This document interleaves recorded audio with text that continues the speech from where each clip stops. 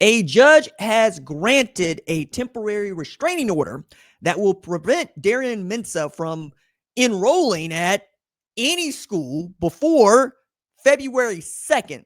What does that mean for Duke? What does that mean for perhaps Miami? And what does it mean for Darian Mensah? What's up, kinfolk? It's RJ Young. I am not on a step mill. If this is your first time watching Adapt and Respond, thank you for joining us here. We talk college football year round. If you're into that, hit that subscribe button, like this video, answer the question in the comments below.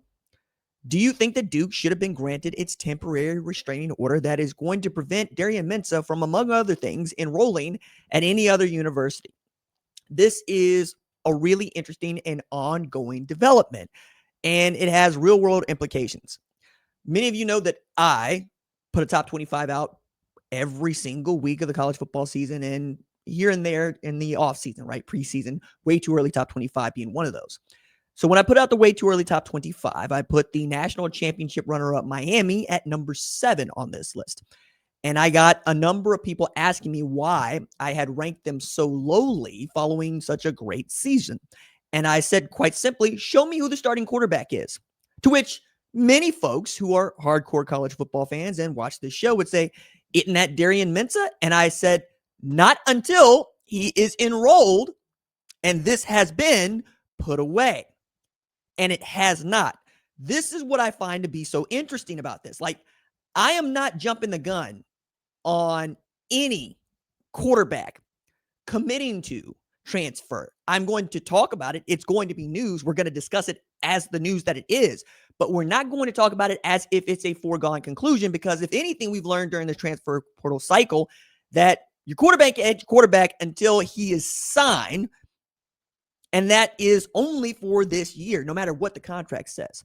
Kenny Minchie was going from Notre Dame to Nebraska until he wasn't and ended up in Kentucky, right? Anthony Calandria ends up at Nebraska. Sam Levitt looking like he might go to Miami until he wasn't and ended up at LSU. Miami swung and missed on Levitt, swung and missed on Ty Simpson, and looks like swinging and missing on Darian Mensah, which means they're going to have to wait a while before they can get a quarterback, or at the very least, wait for this to get resolved. Now, this temporary restraining order does not prevent Darian Mensah from down the road, say, transferring to a place like, Miami. But what it does prevent, and this is crucial here, is another school from allowing him to enroll, play football at that other school, or license his name, image, and likeness. That last part is very important to Mensah's deal because his deal was signed before revenue sharing came online. Revenue sharing probably factors into what you're doing now. It also would have needed to be, figured out financially between Duke and Miami, because I don't think that Miami would want to sign Darian Mensah without the use of his name, image, and likeness. And Duke probably going to make them pay a high price for it.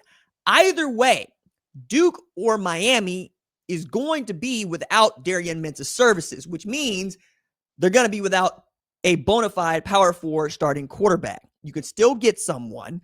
The high school recruiting scene is still ongoing, but what you do want is a veteran Power 4 starter at your place. Now, for Miami, it's obvious, right? Another veteran Power 4 starter who's thrown for 3,700 yards, 34 TDs like Mensah helps put them right back into the national championship conversation. Just like it did with Cam Ward when they narrowly missed the college football playoff after blowing a game against Syracuse. And just like this season where Carson Beck brought them all the way to the national championship game despite not even playing in the ACC championship game. With Duke, it's very, very obvious why they want to keep Darian Mensah. They're coming off of what is arguably their best season. They won an ACC championship, backdooring into the championship game because their opponents had the highest winning percentage in ACC competition, which is wild because Duke was not a top 25 team before it won the ACC title. And we could think of at least 2 other teams that probably should have been playing in that game against Virginia based on the college football playoff selection committee rankings and being tied with Duke on wins and losses in competition, namely Georgia Tech and Miami, right? Now, what is going to be really interesting to watch is when this hearing about this temporary restraining order, this injunction, comes up February 2nd, what does the landscape look like? A lot of time between now and February 2nd. However, crucially, you had until last Friday to enter the transfer portal. Once you're in there, right? You can come out whenever. But school at Miami starts tomorrow, which is when I think many people expected January 22nd for Miami to make its announcement that it had signed Darian Mensah. And Duke has decided to fight this tooth and nail the whole way. Now, why would they want to fight this? Why would they want to try to crowbar a guy that has already said, I want to lead you, made the video, posted it online, entered the transfer portal to come back? Well, because you can fix this relationship is what you think if you're a Duke. What you cannot fix is not having a bona fide starting quarterback to help lead you in the 2026 season.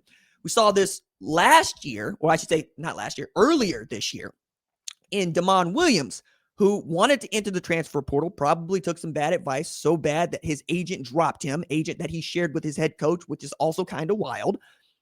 Because I think Miami, LSU, someone, somewhere was trying to lure what I think is a real comp to Kyler Murray in skill set and talent into the transfer portal so they could pay him a lot of money to be their guy.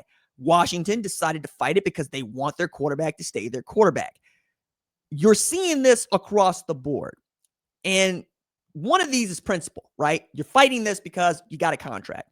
And the contract states these things must be adhered to if we're going to pay this out. And if you want to break the contract, there are usually going to be consequences for that.